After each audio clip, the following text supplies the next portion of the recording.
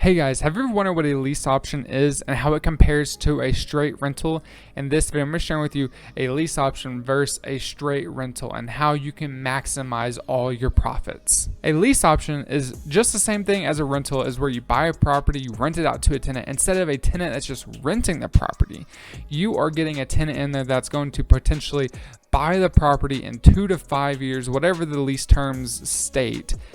And they're going to buy the property from you. That way you can turn over these profits and put them into more properties. Before we get into my computer and the numbers, subscribe to this YouTube channel, turn on bell notifications so you get notified every time I post a new YouTube video just like this, where it's helping you achieve your financial freedom sooner through real estate investing. We're going to hop over here into my computer right now. And as you can see, I've already written some things out, and don't worry, I'm going to be going over exactly what everything means.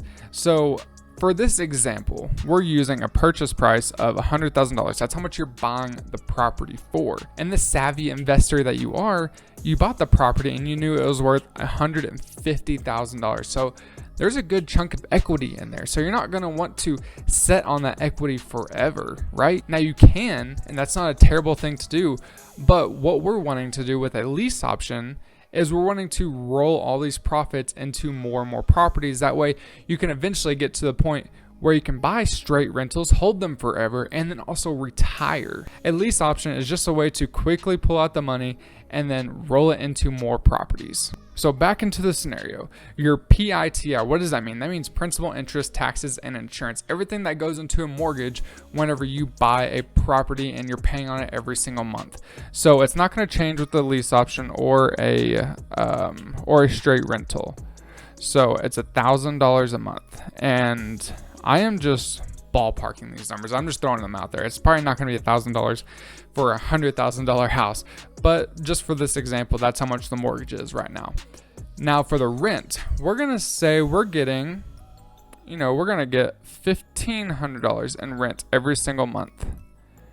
And we're going to get that on both lease option and a straight rental. The cool thing about a lease option is they're going to give you a down payment, and what that does is they're basically telling you like, hey, I'll pay you $3,000, $5,000, $10,000 for this certain monthly rate. What do I mean by that? That means if they pay $3,000 down, that means they can get a rent of the highest rent possible. Now, if they put $10,000 down, they're going to get the lowest rent possible. And obviously, anything in between there, you kind of just do the numbers. Now, with a straight rental, you get a deposit. And only thing you can use that deposit for is for repairing the property after a tenant moves out. And then you got to give the rest of it back. With a lease option, it's considered kind of like a down payment. It's non-refundable. You keep that money. So for this example, we're just going to use an average. So an average is about $5,000. So they paid us $5,000 to get inside this property for a rent of $1,500 a month. And with a rental, you don't get anything. Now here's another cool thing about a lease option. It is very self-managed. When the tenant signs their name on the contracts, they are basically taking responsibility of the property, because just think about it, in 2 to 5 years, they're the homeowner. So why wouldn't they take care of it when they first get into the property? So that's a great thing for us investors, because for one, you don't have repairs.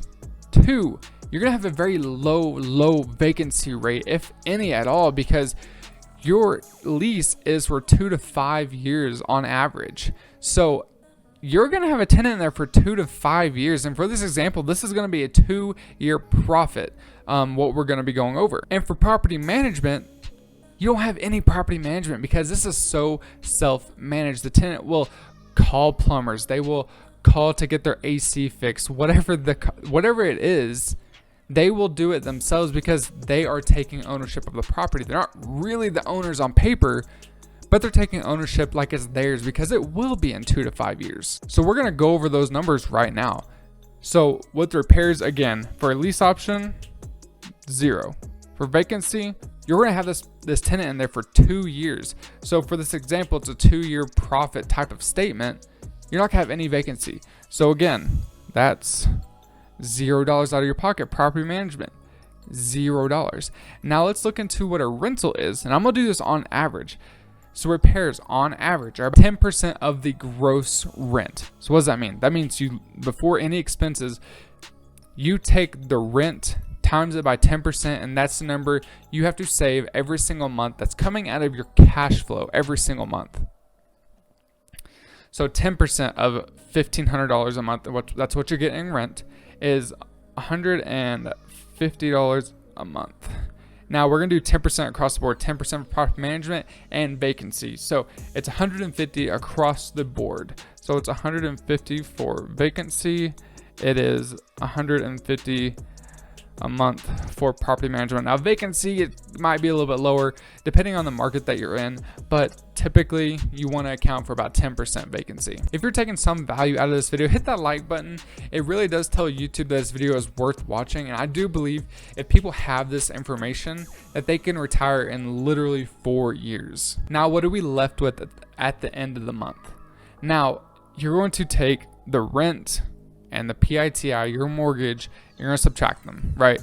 So for your lease option, right, it's $500 a month in cash flow because you don't have any expenses, and you also collected a $5,000 down payment.